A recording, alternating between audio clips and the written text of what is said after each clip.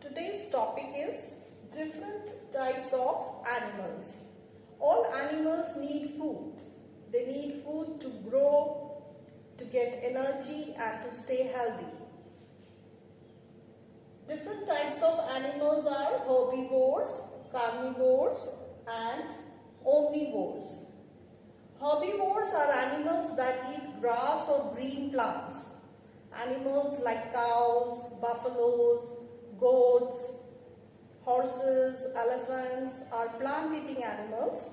They are called herbivores. Carnivores, animals that eat flesh of other animals, are called carnivores.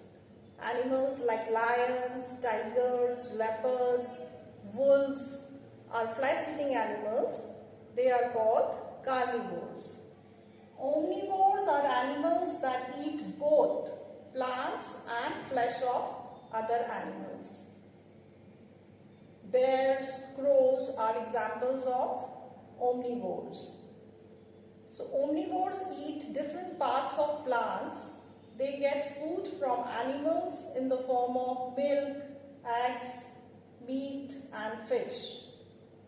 Human beings are also omnivores.